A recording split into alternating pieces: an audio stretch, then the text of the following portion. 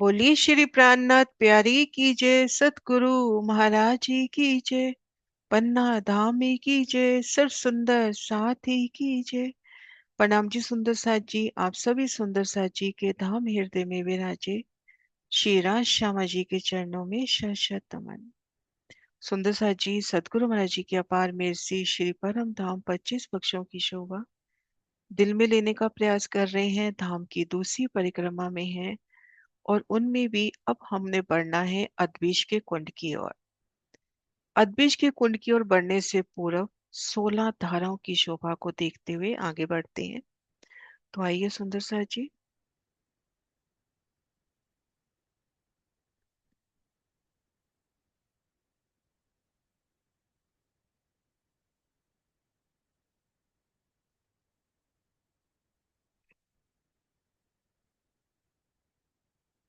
हम गणेश जी की मेहर से आगे बढ़ते हैं। हमने जाना था कि पुखराज से किस प्रकार से आकाशीय महल की चांदनी पर जल का स्तून फूटता है और जल की चार धाराएं गुप्ता गुप्त बंगला की इन पश्चिम दहलान में पहुंचकर जल चार धाराओं में 20 भूम ऊपर से इन पुखराजी ताल में आता है।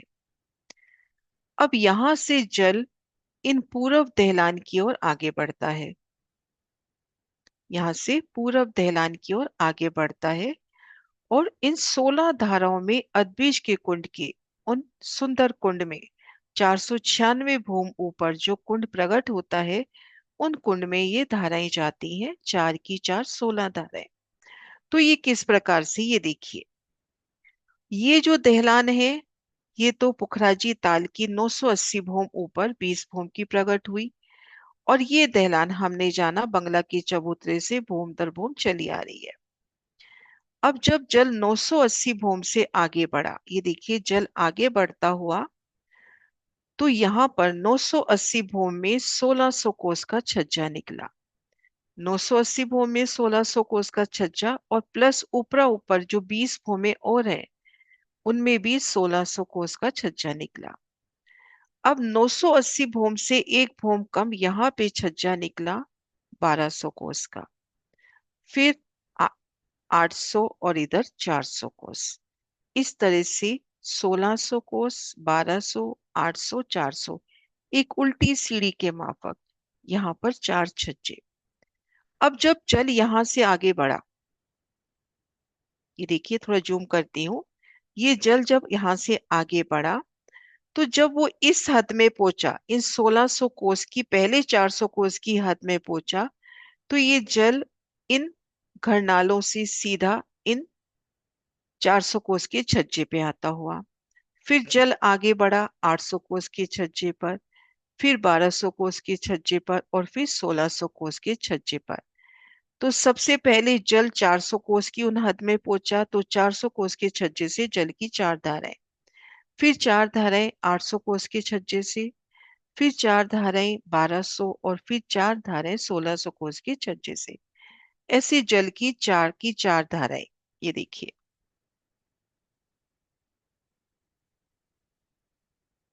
ये देखिए चार धारा, 1200 कोस से चार, 800 से चार, 400 से चार।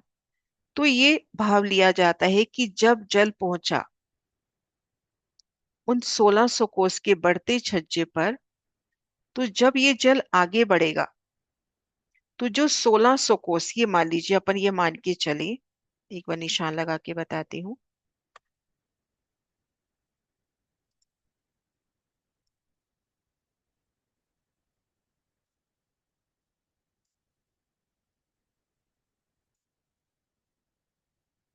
ये 1600 कोस का छज्जा बढ़ा।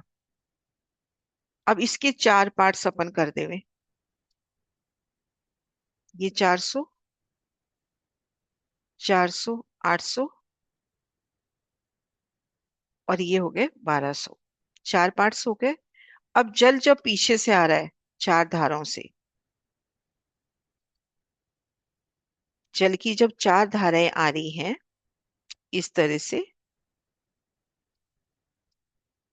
तो ये चार धाराएं सबसे पहले इस 400 कोस के छज्जे तक आएंगी। तो यहां से जल सीधा नीचे इन 400 कोस के छज्जे तक पहुंचता हुआ, फिर जल 800 कोस के इन जगह पे आया तो इन 800 कोस के छज्जे तक, फिर 1200 तो फिर 1200 कोस के छज्जे तक, और फिर 1600। इस तरह से जल नीचे उतरता हुआ एक सुंदर घरनाले मिलेंगे, जल जाने का स्थान मिलेगा। जो पानी बहुत तेज प्रवाह से, अब यहां से जल चला बहुत तेज प्रवाह से, सबसे पहले 800 कोस के छज्जे पर, फिर सबसे पहले 400 कोस के, फिर 800, फिर 1200, फिर 1600, ऐसे जल की चार धाराएं अदबिश के कुंड में पड़ेंगी। और कितनी ऊंचाई से, आप ये देखिए, 980 भूम से जल ने गिरना प्रारंभ किया और पहुंचना कहाँ पे है, 496 भूम पर ये कुंड प्रकट हुआ है। तो जल की लगभग लगभग हम मान के चले 500 भूम ऊपर, एक आसान फिगर ले में तो लगभग 500 भूम ऊपर से जल गिरता हुआ। ये देखिए,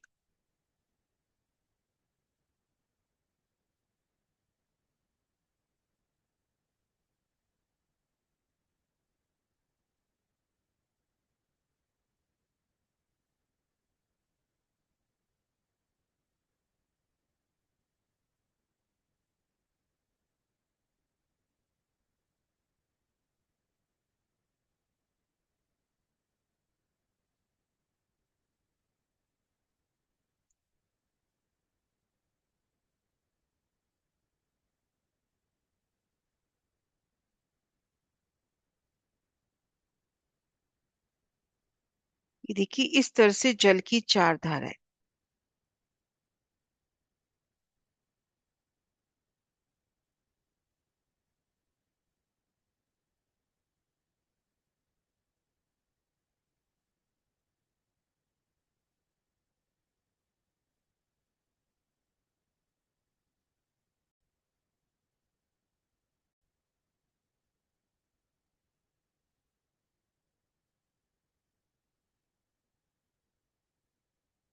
इस तरह से जल ये अदबीज के कुंड में, फिर अदबीज के कुंड में भी अपने को फील पाए मिलेंगे जिनसे जल भूम दर भूम नीचे उतरेगा।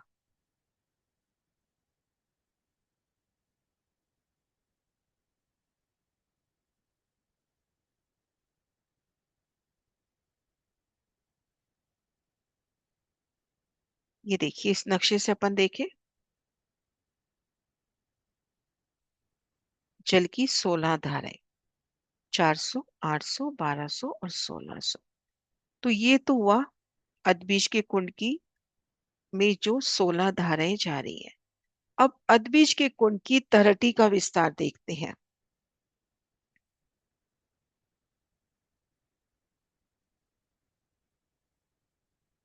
ये देखिए, शिर पुखराज की तलहटी, पुखराज की तलहटी से बंगला की तलहटी, और बंगला की तलहटी से अदबीज के कुंड की तलहटी। तो ये बिल्कुल एकल मिलान होता हुआ, और इस तलहटी में अपने को इस जगह दरवाजे मिलेंगे। उन दरवाजों से पार करके हम अदबीज के कुंड की तलहटी में, ये बंगला अपना है 1 लाख कोस, और ये है 33,300। तो मध्य 33,300 में तो अदबीज की कुंड की तलहटी का एक रूप मिलान हो गया, और दाएं बाएं 33,300 में अपने को सीढ़ियां मिलेंगी। एक रास्ता तो ये हुआ, और एक होगा, हम इन रॉस पे खड़े हैं, पुखराजी रॉस पे, हांस हांस पे गुर्ज मिल रहे हैं, दो गुर्जों के मध्य दरवाजा, उनसे बोम्बर की सीढ़ी उतरकर हम तलहटी में आ गए। तलहटी में उतरे तो सबसे पहले हम सीढ़ी वाली रॉस पे हैं। तो घेर कर उन उतरती सीढ़ियों का नोर हम देखेंगे, इस तरफ और इस तरफ तो पूरी सीढ़ियां उतर रही हैं, पूरे, है ना, 33,300 कोस में 83 सीढ़ियां दोनों तरफ साम सामी बराबर उतर रही हैं। लेकिन इस तरफ देखेंगे, एक भी सीढ़ी ना होकर यहाँ पे दरवाजे हैं। और इस तरफ देखेंगे, 83 के भी 3 हिस्से कर लो, एक हिस्से में दरवाजा और दाएं बाएं एक एक हिस्से में सीढ़ी उतरती हुई नजर आएगी। अब सीढ़ी वाली रौंस से आप 3 सीढ़ी उतरे तो यहाँ पर आ गई मोहलातों की रौंस। अभी तक हमने देखा था बगीचा की रौंस, श्री पुखराज में, श्री बंगला में। यहाँ पर आ गई मोहलातों की रौंस, 3 सीढ़ी उतरते ही जहाँ बगीचे की रौंस आती थी, यहाँ आ गई मोहलातों की रौंस। और आगे 10 हार मोहलाते, जैसे हम अंदर ताल की तरफ चल रहे हैं तो एक हार दिख रखी है, ऐसे 10 हार हमने मोहलाते पार करनी है।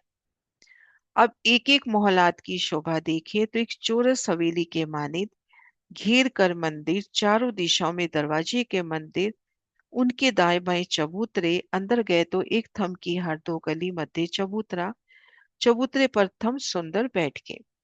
आमने सामने जहाँ महल मिल रहे हैं वहां 24 मेहराबे, जहाँ कोने मिल रहे हैं वहां 24 मेहराबे, और एक एक मोहल्लात की अति सुंदर शोभा, अनेक रंगों में रत्नों से जड़ित एक एक मोहल्लात।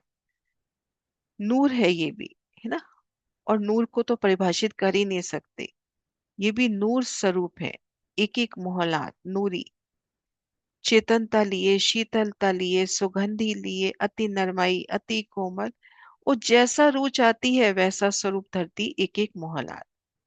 मोहलाते पार की, फिर आ गए मोहलातों की रोस पर। और मोहलातों की रोस को एक अलग पार्ट दे दिया, बगीचा की रोस को एक अलग। तो वो मोहलातों की रोस कैसे सुंदर जवाहरातों से जड़ित, उनमें कितनी सिंहासन, कुर्सियां, हिंडोले, कितनी जोगबाई होगी। कहीं खुले सिंहासन, कहीं हिंडोला सिंहासन, कहीं छत्र वाले सिंहासन, तो कितनी अपरंपार बैठने की जगह। अब यहां से 3 सीढ़ी उतर के हम आ गए बगीचा की रोस पे। अब बगीचा की रोस है तो उन शब्द के उच्चारण मात्र से हमें लगता है कि यहाँ पे कैसे एक सुंदर धूप का एहसास होगा, एक अति कोमल गिलम का एहसास होगा, फूलों की सुगंधी का एहसास होगा, और यहाँ फूलों की बैठ के।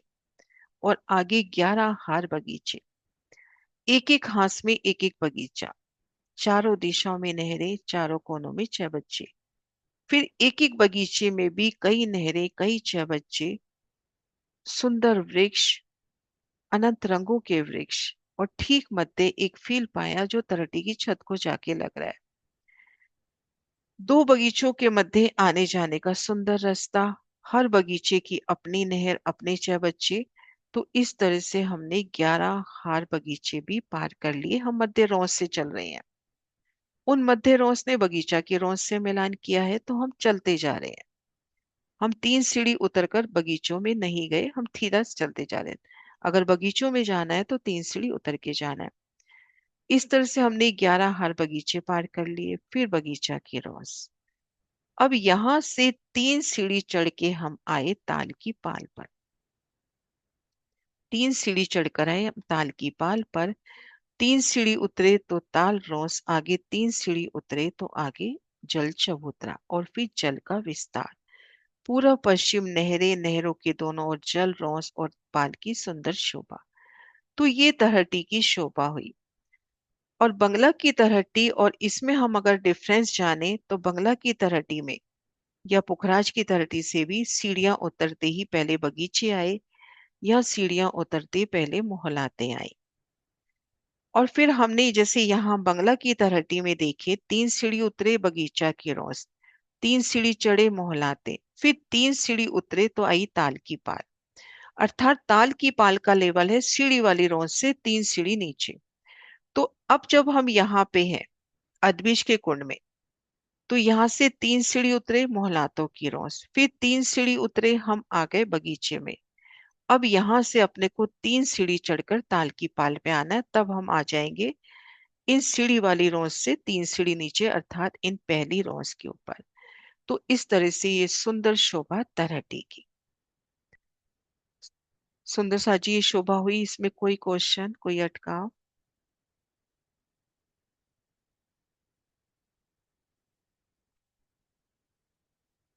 दीदी इसका मतलब ये हुआ बगीचों की जो नहरें हैं और जो मोहल्लातों की जो नहरें हैं, नहर है मतलब वो है वो बराबर हो गया, क्योंकि वो जो नहर की रॉस होगी वो भी तो 3 सीढ़ी ऊपर होगी ना।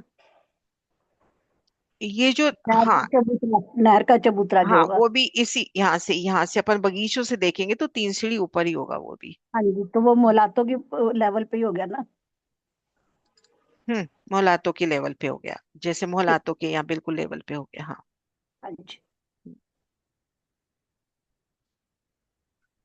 यहाँ पे अपना, इस जगह अपने बगीचे के लेवल में आ जाएगा, हाँ जी। बांग्ला जी में बगीचे के लेवल में आ जाएगा, हाँ जी।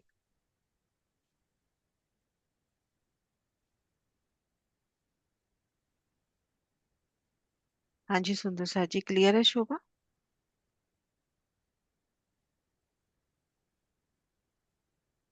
मैं फिर दो चार क्वेश्चन लेती हूँ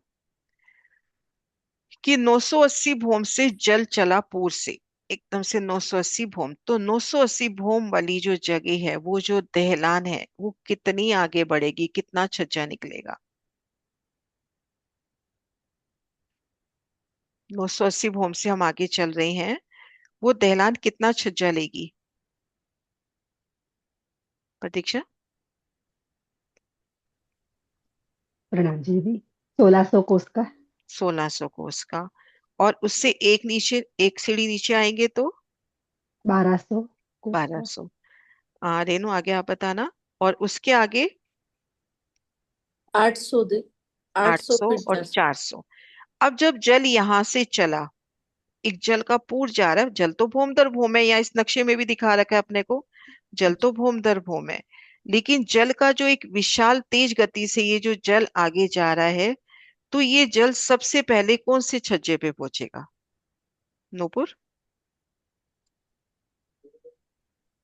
दीदी 400 कोस पे 400। घर नाले से तेजी से जाएगा। हाँ तेजी से, उसके बाद फिर बता वो दो पूरा। 800, फिर हाँ 1200, फिर 1600 उल्टी 1600 सीढ़ी की तरह। उल्टी सीढ़ी के द्वारा जाएगा, बहुत सुंदर।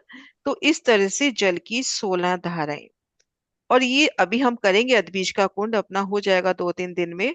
तो ये जो अदबीज का कुंड है, ये 900 496 भूम पे, अदबीज का कुंड है 500 भूम, लेकिन जो कुंड है वो 496, जैसे अपन देखते हैं पुखराजी ताल 1000 भूम, लेकिन कुंड है 980 भूम पे, तो यहाँ पे कुंड है 496 भूम पे, और 980 भूम से 496 भूम में जल आ रहा है।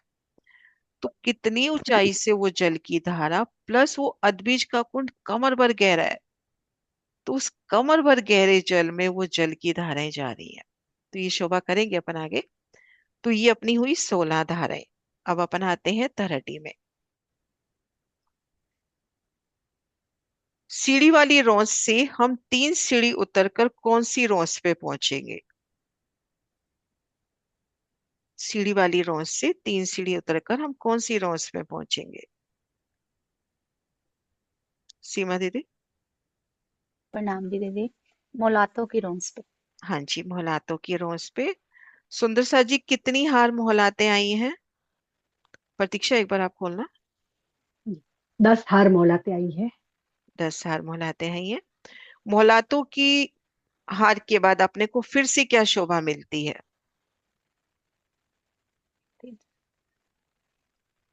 सुरक्षा आंटी। हाँ कहाँ गए? एक बार भी तो नजर आते हैं मेरे को।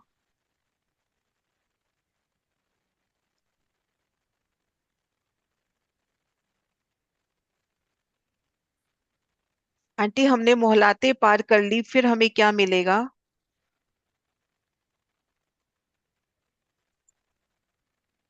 अनम्यूट कर लो पहले, अनम्यूट अनम्यूट।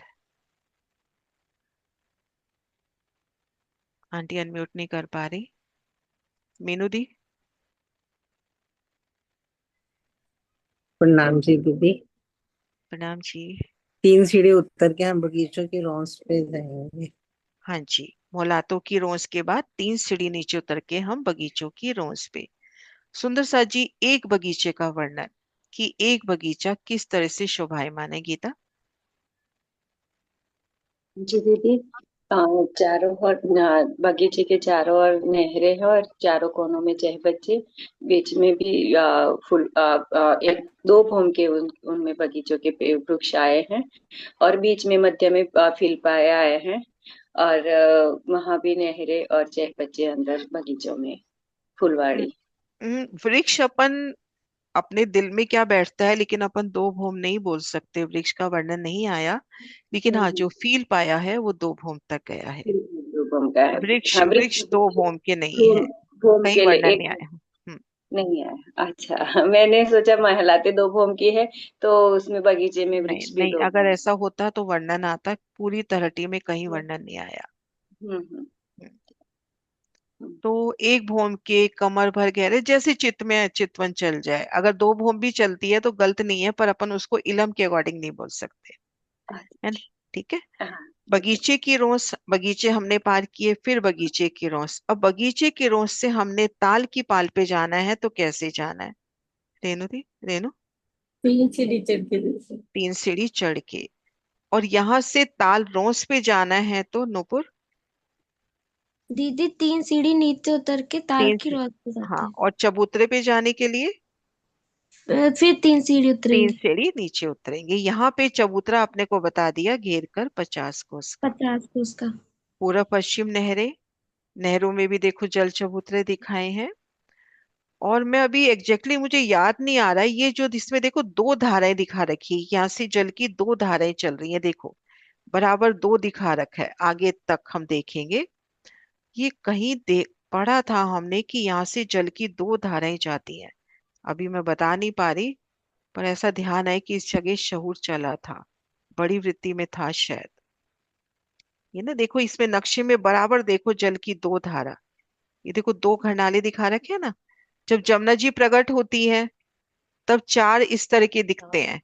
यहाँ पे जब नहर से नहर जा रही है तो बराबर 2 धारा चल रही है। ये देखो इधर भी है ना, इधर भी देखो, पूरा आगे तक देखो जल की 2 धारा ही यहाँ पे वर्णन आ रहा है। हाँ जी सुंदर सा जी, कोई क्वेश्चन हो तो?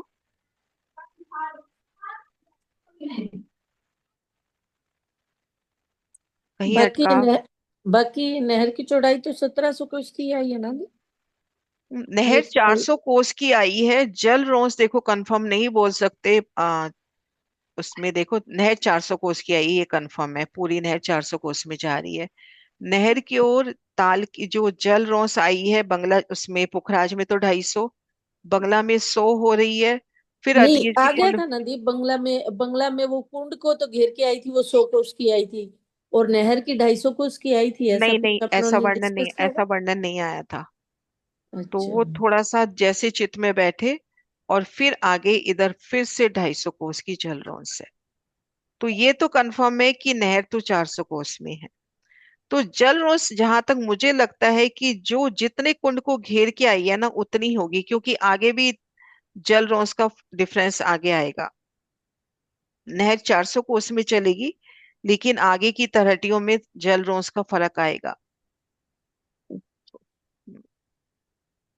लेकिन नहर के सामने नहर जो जा रही है वो 400 कोस में जा रही है, मतलब जो जल जा रहा है ना, जी जल जी। 400 कोस में जा रहा है। हाँ जी सुंदर सा जी, कोई क्वेश्चन है? मीनू दी आपका? नहीं। नहीं।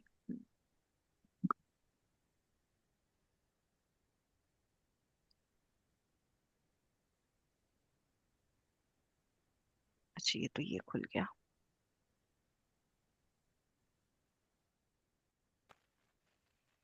जल की ये 16 धाराएं देखो,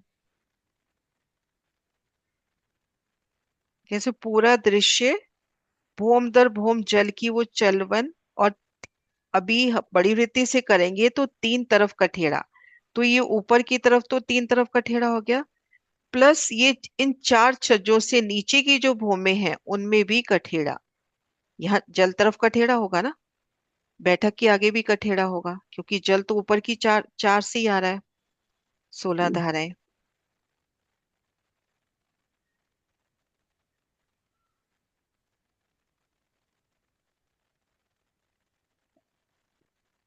ये देखो, इन 4 से जल आ रहा है, यहाँ पे इस जगह अपने को कठेड़े मिलेंगे ना, भूम दर भूम नीचे की। और सबसे बड़ी बात है कि ये जल रुका हुआ नहीं है, अपने को लग रहा है कि यहाँ कठेड़ा, तो ये जल रुक गया, जल तो ऊपर से उतर रहा है बराबर। तो इस जल में बराबर हलवन चलवन कहते हैं ना, लहरें वो बराबर होंगी, एक गति बराबर होगी, रुका हुआ जल नहीं कह पाएंगे, एक बराबर चलता हुआ जल। और 1250 कोस की बैठक है। इन 1250 कोस में हम बैठक बनाने की भी सोचे तो कितनी बादशाह। 1250 कोस में आपके बैठन के स्थान है, तो उनमें क्या कुछ जोगबाई नहीं होगी। 1250 कोस, नहरों का विस्तार, उनमें भी जलयान चलते हुए 1250 कोस में है। तो हम कितने उसमें रंग भर सकते हैं, फिर वो हमारी चितवन के ऊपर। पुल होंगे बीच बीच में, महाराज जी ने एक एक दिखा रखा है। 33,300 कोस तो ये चल रही है सिर्फ बंगला की हद में, और 11,050 चल रही है ये नहरें अदबिश के कुंड की हद में, तो लगभग 44,000 के आसपास। तो इनमें कितने अपने को पुल मिलेंगे, जल चबूतरे पर उतरती सीढ़ियां मिलेंगी। हाँ जी आंटी। आंटी अनम्यूट नहीं कर पा रहे आप शायद। हाँ हाँ जी प्रणाम हाँ जी। हाँ जी, हाँ हाँ जी। ये जो आपने बताया 16 धाराओं में जल की धाराएं रुकेंगी नहीं, वो चले रहेंगी, और कठेड़ा चारों तरफ से लगा होगा। और बैठ के भी बहुत आ, कितनी बताई आपने, 1200 1250 बैठ के कोस में होंगी। बैठ के हो गई, हाँ। 1250 कोस में 12 से वहां पे बैठ के होंगी। सब हम फूल फली झड़ी, ये कुर्सियां सब लगी हुई, हम बैठक में बैठ सकते हैं। हम्म। इतनी सुंदर शोभा वहां की, बहुत प्यारी लगेगी हमें। हाँ जी। अभी आंटी 1250 को ये, जब रिमाइंड ये कर रहे थे ना, तो उस समय ये चीज दिल में आई, जैसे अपन वृक्षों की करते थे कि एक तरफ तो 1250 की मेहराब और एक तरफ हम करते थे 2,500 की मेहराब। तो ये जो चार थंबों के बीच में चौक बन रहा है, वो चौक एग्जैक्टली वैसा ना जैसे वृक्षों के बीच में बनता था, 1250 कोस का चौड़ा और 2,500 कोस का लंबा। तो एक एक चौक से दूसरे चौक में जब जाएंगे हम, इन थंबों के चौक से एक नए समा में पहुंच गए। और ये वर्णन मैंने सुना था जब सबसे पहले श्री रंग महल में घेर के जो त्रिपोली आए हैं उनमें चार थंबों के बीच में, कि हम चार थंबों के बीच में है तो एक अलग चौक में है, थंबों की शोभा तले गिलम ऊपर चंद्रमा। हम नेक्स्ट चौक में पहुंचे तो शोभा बढ़ती हुई, पल पल बढ़ती शोभा। तो वो शोभा हम यहाँ भी तो देख सकते हैं, चार थंबों के बीच में, फिर अगले चार थंब के बीच में, तो कितनी शोभा का विस्तार, कि अगर हम यहीं रह जाएं तो यहाँ से इन बैठक से भी ना निकल पाए दिन भर। हाँ जी सुंदर सा जी, जयकारा बुलाते हैं फिर बड़ी वृत्ति से करते हैं। बोले श्री प्राणनाथ प्यारी की जय।